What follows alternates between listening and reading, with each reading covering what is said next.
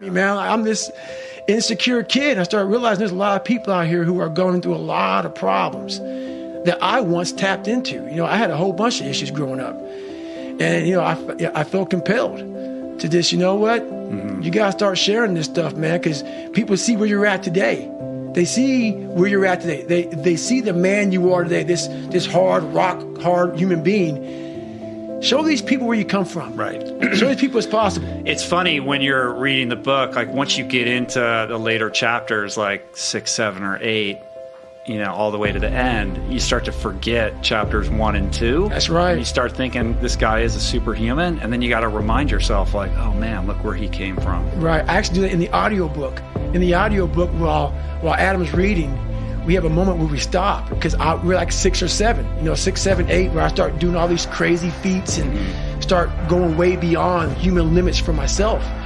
And I tell people, while you're hearing this, I know you guys have already forgotten about how I came up. Don't forget the torture I endured mentally and physically in my own mind, going through all this shit. So don't ever forget that. So people forget that so quickly when they get to that 7, 8, 9, 10 chapters. So it's yeah, we should just mention the audiobook. I mean, the book is amazing, but the audiobook is next level. And part of that is because you guys kind of broke the paradigm here. Right. You made this somewhat risky decision to have Adam read most of the book, and we can get into the reasons behind that, which I think are well considered. But then after each chapter, you and Adam break it down podcast style, like informally, where you just freestyle on what that chapter was all about, and that just brings it to life in like this technicolor way, which makes it just such a compelling experience. Well, everything I do, I try to do my very best. And now that I'm out here trying to share this story with people, I want to be so real and so fucking authentic to the point where it was embarrassing to me. As I was writing some stuff and I was giving it to Adam and we were going back and forth, I'm like, man, I was talking to my fiance, do I really want people to fucking know this about me? But that's the power, man. And that's the strength that you man. have to summon to be that vulnerable, because that's how people are going to be able to emotionally connect. Exactly. When they look at what you've done in Badwater and all the buds and all that kind of stuff, it becomes difficult for people to relate to that. But when you have the strength and the fortitude to share those parts of your life that do embarrass you or provoke shame in you, that's the real shit. I had to show people I was human. You know, people didn't think I was human. They thought I came from outer space, man, from some spacecraft and shit, and landed down here and just formed Goggins from the rocks and the soul of the earth. No, that's not how it is, man. So I said, I'm gonna share a secret with you all. Well, in one of the recaps, you tell Adam writing this book was the hardest thing you've ever done. And as somebody who's done a lot of hard shit, that was a surprising thing to hear. Well, looking in the mirror at yourself, because I did a really good job by creating this guy I am now. So I can just go by and just live by this guy here. This is who I am. Do you think of it as like this, because you refer to yourself in the third person Always. All the time, right? So it's like this character that you're trying to aspire to be that's distinct from you, like you create this like division? How does that work? It's a big division because when I talk to people, like I see where I'm at today, but I know where I come from. And it's kind of hard to almost separate that. I'm almost, not in a way I'm kissing my own ass, but I'm amazed at what a human being can actually do. So when I start talking to myself in the third person, it's strictly because I know that I literally made this human being out of just like a whole bunch of scraps. And I wasn't, you know, I wasn't a mechanic. I wasn't a carpenter, so I didn't know how to do any of this shit.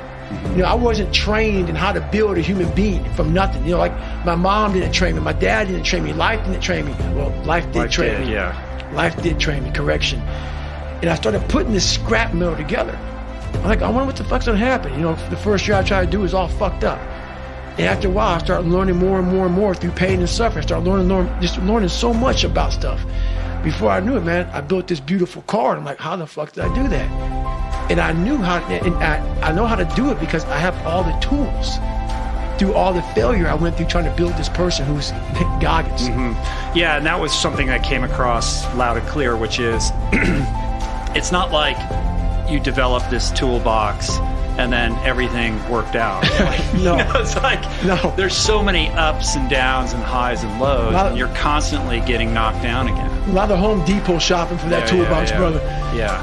And I think the real gift that's built into this whole thing is how you reframe vulnerability. Like, we tend to think of vulnerability as a weakness, or somebody who's soft. Right. And you embody it in a completely different structure to show people that it is strength. Like, if you want to be hard and you want to be strong, vulnerability and open-mindedness are the keys to that kingdom. And you said it perfectly there. The one thing that made me who I am today is being vulnerable. It's breaking myself down to the absolute rock bottom and being able to tell people who I am. And that's how I fixed it. Literally, being able to look somebody in the eye and say, you know what, man, I have a whole bunch of character problems, character flaws. I've lied about this. I've cheated here. I'm insecure here. This isn't the real me. I lied to you about that. I wanted your acceptance in life. All those things happen. But the thing about it is that we get judged so quickly by who we are. We don't know. We don't go to where it happened. Life created this person, me. Life created me to be this fucked up person that I was back in the day. And I had to realize, man, that's okay, man. It's not my fault. Now I gotta go back and fix this shit, though. Mm-hmm. So a lot of this isn't your fault, why you do some things you do, why you feel the way you feel. But no one's coming back to save your ass. You have to go back to where the shit started, wherever that place is for everybody, and have the courage to go back there and start fixing what broke you. Mm-hmm. And that's when I was like, hey, I'm fucked up. I'm gonna go back and fix this, though. You got to be honest with yourself 100%. About where you're at. 100%. People don't like that. Oh, it's ugly. Yeah. And what's funny about it is that as you're trying to fix yourself and dig yourself out of this deep hole that life, society, and you helped also, those people who you saw down there in that hole, who were there with you, who were your friends and people who you counted on, because you meet the people in the same situation that you're in life. Those people become your friends. And the second you try to get out of that situation and become better, those people are in that grave, in that dungeon, just yanking at your heels, man, saying, get the fuck back. Oh, no, come on back here, motherfucker. Yeah. You ain't gonna make me feel like shit, right? You getting out of this hole. Who the fuck do you think you are? So I get that all the time now. People would constantly remind me of who I used to be back in the day. And they always come out of the woodworks, man. Versus my That's still God. happening? You know what?